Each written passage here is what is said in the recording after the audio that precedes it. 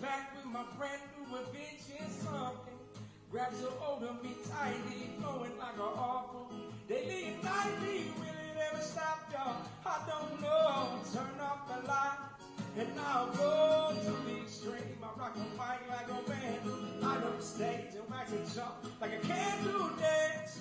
Caress the speaker that booms, I'm killing your brain like a poisonous mushroom deadly. When I play a dope melody, anything less than the best. It's a felony, love it to leave it, you better gain weight. Better hit fools out of kid, don't play. If it was a problem, how I was solving. Check out the hook while my DJ revolves in eyes. Vanilla ice, vanilla ice, baby. Oh, ice, baby. Yeah. Happy Thursday and welcome to the Wolff Den presented by Win Again Academy. I'm Matt Wolff, founder and CEO of Ticket Time Machine. Today we have Marty Ray of the Marty Ray Project in the Wolff Den. Welcome to the show. How's everything going? It's going great, brother. Thank you so much for having me. I appreciate it. Yeah, so we're going to do a short version of the Wolff Den here, and then we're going to have you back on later. But give a quick intro. We did an intro there. 30-something million views on that video worldwide, maybe even more. Who knows? You probably have a better idea of that. But for those who haven't either seen it or know who you are, just give a real quick introduction and we'll get into it. Well, I'm just a singer that Jesus put here to sing and write songs, and I started making videos, and he honored the effort. And one of the videos was Ice Ice Baby. That wasn't the first viral one, but that was one of the biggest videos that I had at the time. And it got collectively, with everybody that shared it and posted it, it got about 200 plus million views on its own on every social media platform, and everybody that shared it. World Star Hip Hop shared that video, and Vanilla Ice shared it. The Bam Margera shared it. There was just tons of people that were sharing that video at that time. So yeah. It's crazy. It's crazy. And I don't do a lot of research for the show, but I was like looking up, hey, what is like the top songs? 200 million views is a lot of views, but like the top songs are in like the billions of views on YouTube, which is nuts to me. It's crazy, like, BTS and all that stuff. But 200 million views for someone and that's a cover song, right? It's a cover song. 200 million views that's got to rank up there. There can't be a ton of other, homemade cover song views that get that high. Well, it's not 200 million on YouTube. It's probably overall, right? Facebook and all that. Yeah, that's collectively everything all together. Other people's pages, one of them, like you said, one of the posts on Facebook is 30 million views. Another one's 30 million, one's 15, you see what I'm saying? It's like adding all of them together. Yeah, look, a view is a view. I think anytime someone can see it, they're going to look at it and share it. That's what social media does, and that's why it gets to that. Like, hey, you got to check out this version of Ice Ice Baby that someone saw, and then bam! Now all of a sudden, one person shows 10 people, who shows 10 people. It's crazy the way that happens. Now, you mentioned it wasn't your first viral video. What came before that? The first viral video I had was a song, a parody that I did. I wrote a parody from Meghan Trainor's All About That Bass. Yeah. But I wrote it as All About That Beard. Your beard is, I was going to say, it's not a COVID beard because you had that beard before. Just the only difference is you got a little bit more grays in it. Like, you can't see mine as much, but I got some grays in my beard too. It just, all that means is we're getting older every day, which is the goal, right? I'm thankful to God every day I wake up, and every gray hair I got, I'm thankful for it. Yeah. At 39 years old, can you believe it? This gray at 39? I could pass for 39, but I'm going to be 46 next week. So I really am 39 though. No, that's the funny thing is I can't pass for 39, but I am 39. Yeah. I look like I'm 50. Where are you from? I was born in Memphis, Tennessee, raised in Blytheville, Arkansas, moved back to Memphis, and now I live in Nashville. Nashville, one of my favorite cities in all of the U.S. I'll be there next month with my wife, her first time, for a Chesney concert, which we got 2 years ago. You're connected to Kenny Chesney. What's your relation with Kenny Chesney? I'm not really connected with Kenny Chesney. I'm connected with my buddy Chris Wallen wrote his #1 hit song "Don't Blink." Okay, I thought for some reason you had written or been involved with. No, No, I've well, never. your friend is. Are you a country singer? I know you talked about folk and what you're in Nashville, but people don't realize Nashville is such a hotbed for music. It's not just country. I'm not really. I don't really know what I am, to be honest with you. People always say I'm a country music singer because no matter what I sing, even that Ice Ice Baby, they say I didn't think I'd like this country, but that's definitely the furthest thing from country in my mind. It's more reggae than anything, but because they see a beard, a big fat boy like me with a beard and a acoustic guitar, then that must be country I'm listening to. But they like it, so that's all that matters. If they like it, they can call it whatever they want. But I've always considered myself to be. My first album was definitely country. The first album I released was completely country because I thought this is what they say that I am, so I must be this.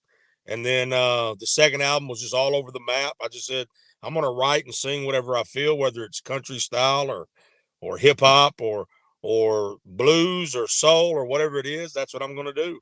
And I made that second album. Then the third album was just the same way. And this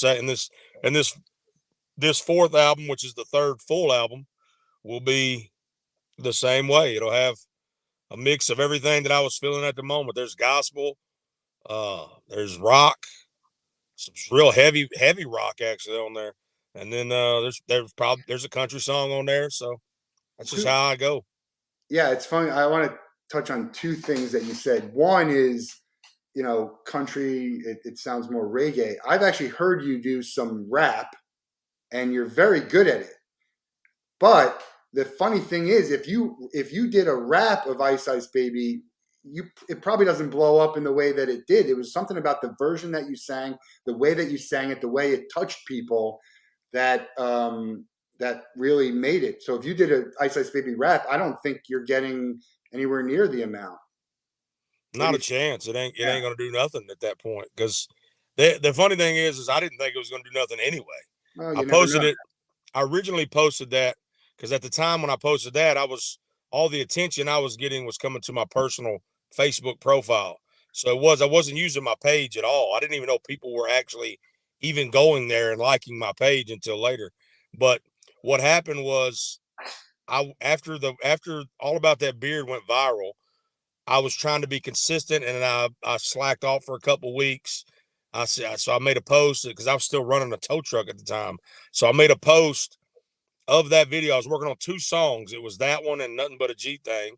And they were kind of similar, but I said, I just posted, I made a video of Ice Ice Baby. I posted it at like 3:00 in the morning on my personal profile, not my page. The first video ever was on my personal profile. And then I said, and even in the caption, I said, I don't know if anybody's even going to see this or care about it or like it. It's just an old song. Loved it growing up. Here's how I've been doing it. If you don't like it, wait till the next post. Hopefully you'll like the next one. God bless you. Something like that. And then next thing I know, it was all over the world. But no, there's no way that you can just do a rap of a rap and it No. blow up to the extreme. It affect people. There was people saying that Ice Ice Baby. There was people. They still to this day they say it makes them cry, and they like I never thought I would cry listening to Ice Ice Baby.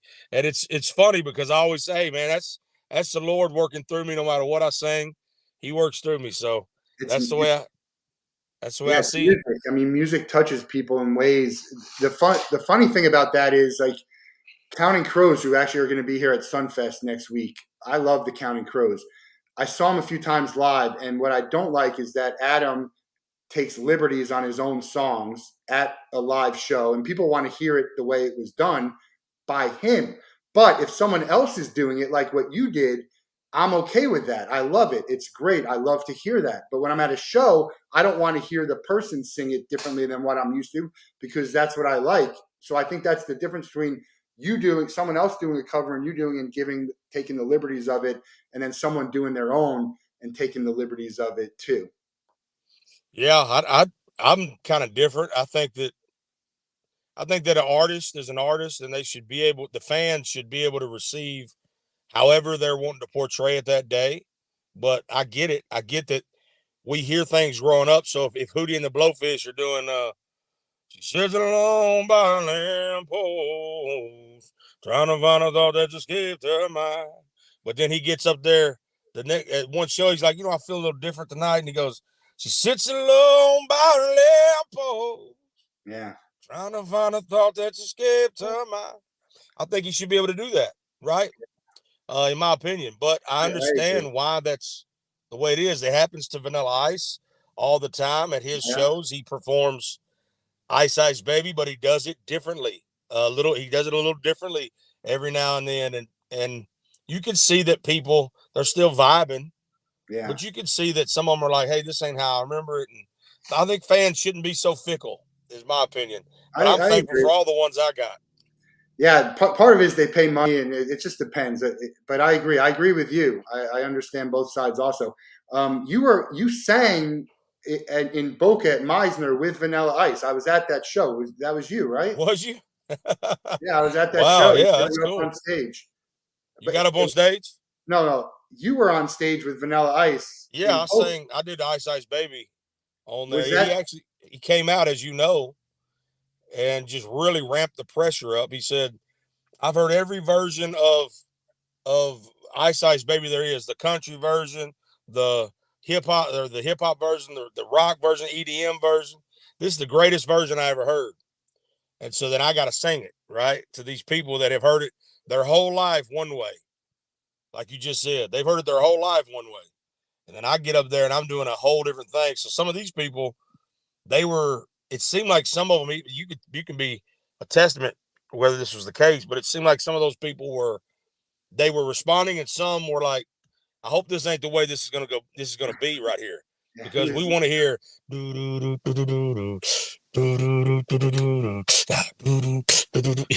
then you're like, because I would have been the same way, to be honest with you. If I went to a Vanilla Ice show and I didn't get to hear it at least similar to that, and all I got was this acoustic version, I'd be like, give my money back, man.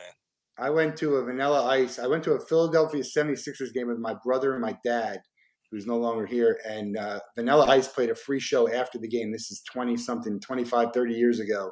And it was great. We loved it. Vanilla Ice lives I'm in Palm Beach County, so we see him here doing some great things, really. And he was very talented. It wasn't a one-hit wonder. He had other songs but that's the one. And there's nothing wrong with being a one-hit wonder, because that's it's one of the most recognizable songs out there. And for you to be able to be a part of that in the way that you did is unbelievable. You have other stuff going on. You have a new album coming out. You have a podcast where you bring on, and you've had some great guests on your podcast. You talk about Jesus a lot. What's your connection with Jesus? Has it always been that way? Is that how you always did your music? Is this a newer thing? How does that fit in? I grew up a Christian, straight away, became a degenerate, was in jail a couple times, and then I got ran over by a car, should have died.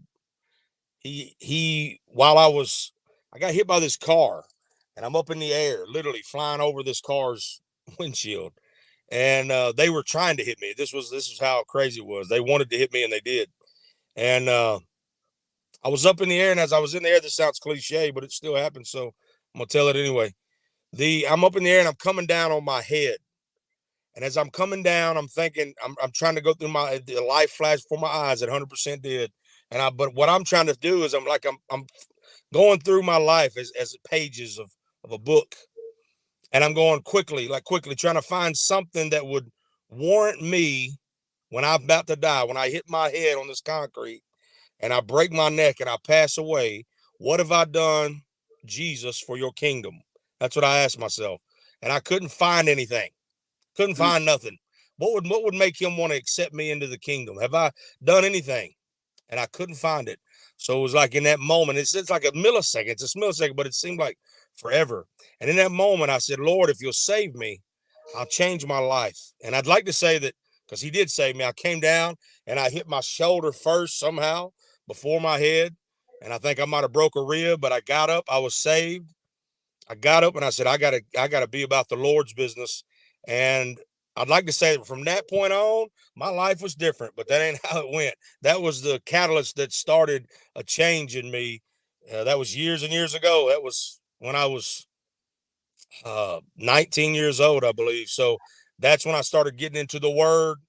I said, I got to find me a church and I got to go to this church. And that's when it wasn't so much going to the church. It was being the church. That's the thing that people don't do. They'll go to a church and they think that's enough, but you got to become the church if you want your life to change, because you're renewed by you're transformed by the renewing of your mind. So your mind can only be renewed by him. It can't be renewed by just sitting in a church service. You have to have a prayer life. And I never had that. I grew up, like I said, I grew up in church, never really had a prayer life, never studied the word, just listened on Sunday, listened on Wednesday, went home, did whatever I wanted to do. But after that, my life was truly being transformed and I was being led into something different. And thank God for it. There's days when I wake up and I long for heaven. You know, I don't look at the world the same as I used to. I used to look and go, man, I want to try to hold on to this world as much as I can. But now I know this ain't my home. My home's in heaven. So I long for that. I long for heaven very, very often, especially with the way the world keeps continuing to get. But even if it was perfect here, I'm still longing for heaven because I know that's my home. You know, it's a complete transformation. So Jesus is literally the only reason I'm alive. Even though people can say a million things, they say, oh, there's plenty of people that got ran over. There's plenty of people that almost died and made it. All these things. I'm telling you that if you've seen that, that's not even the only thing. If you've seen the things I've seen, you would not question. If you could live my life through my eyes and see the things that I've seen, you would not question whether God is real or not. It wouldn't happen. There would be no way. Yeah, it's called faith for a reason. Now I'm Jewish, so I don't associate with any of that. But Jesus was a Jew. I'm a Jew. Yeah. I'm grafted in. We're brothers. Two thoughts on that. I know we're gonna let you go, and we'll have you back on because I want to have you sing. We want to talk about your new album. I have when I lived my life, and we had John O'Leary on, who was a real inspiration. Got burned, 3rd-degree burns on 90% of his body. When you're at that moment, for me, it's two things. One, did I live a good life, a purposeful life? Did I do more good than bad? And then the second thing is, did I live my life where if it ends tomorrow, I lived a good life, enjoyed it for myself, and was happy and did the things that I wanted to do. So that's kind of the way I live my life and try and do. It's not a religious thing, but I guess it is a spiritual thing, or it's just trying to be, a better person, which is really what a lot of religion is about, being a better person, a better mother, father, brother, sister, son, friend, whatever that may be, manager, coworker, all of that. So it's, I think it's a great way to live. I think it's, why does it take something so negative, tragedy, whether it's with someone else or you, for us to always think that? And you have to keep rethinking it. Like something happens, okay, now I think this, and then you go off the path, and then something happens, and now we think it again. Why is that? It's always been the case. Look through the history of the Bible, you'll see it's always the case. It takes, because here's the problem.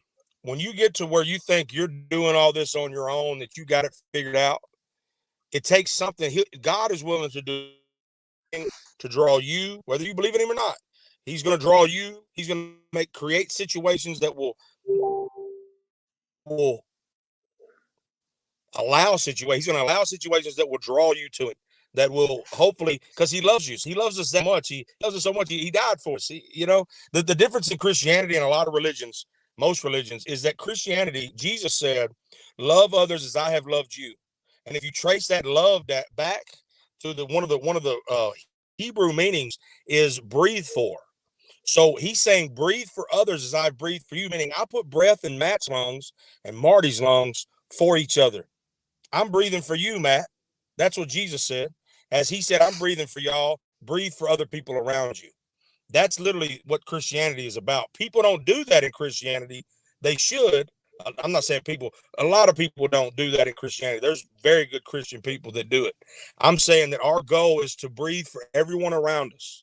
That every breath we breathe that's our purpose. That's why so many people, they feel like, man, I just feel like I ain't got a purpose. I'm living my life. Well, your purpose is from God for other people. Like, you should breathe for them. That is your purpose. Lifting them up, helping them, doing what you can to help them. That's go ahead. Yeah, I was saying there's a lot of virtue signaling out there, like the people who want to appear that they live that way. A lot of it in entertainment, a lot of it in politics, a lot of it, all over the place. So maybe Right, even like people that video every time they give something to a homeless man. Yeah, yeah. Anyway, look, I know you got to yeah. shoot a video here. I want to do two things here. We got the last question we asked, and we're going to have you back on because there's so much more to talk about, especially more of your music. The last question I have is: you could spend a day with anybody in the world. They have to be alive, and you can't be related to them. Who are you choosing, and what would you guys do? Anybody in the world that's alive. Correct. Who am I choosing, and what would we do? Well, that's probably Al Green, and we would be recording a song together. That'd be a hell That's of what I'll be doing. That'd be awesome. Give us. We're gonna let you He's go. my favorite. He's your favorite, Al Green. That's one of my favorite singers of all time. Yeah, Al Green. Yeah, it's not a bad choice. MartyRayProject.com. We're going to have you back on. We're going to let you go. I know you're shooting a video. Give us 30 seconds. You got a new album coming out, right?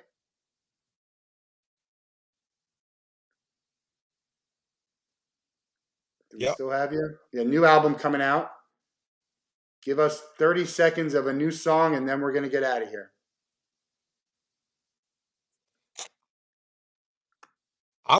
Can you hear me? Can you hear me? You, yeah. 30 seconds of a new song from your new album, and then we'll let you go.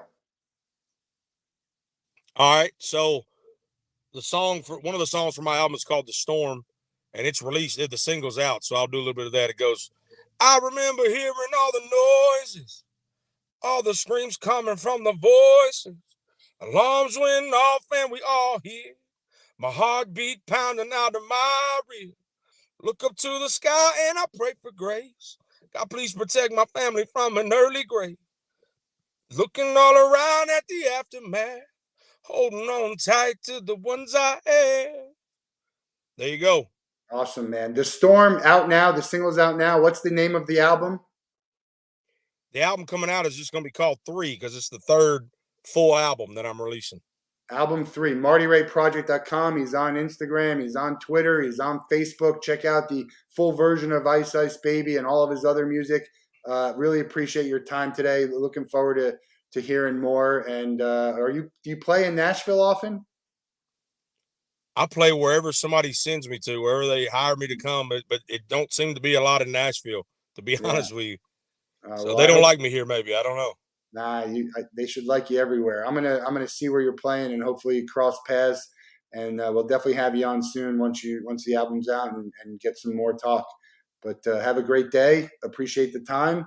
And we have a special Wolff Den for leukemia and blood cancer tomorrow. We do an hour as part of a 12-hour stream. So hopefully everyone can tune in then. Have a great night. God bless you, Matt. All right. Appreciate it.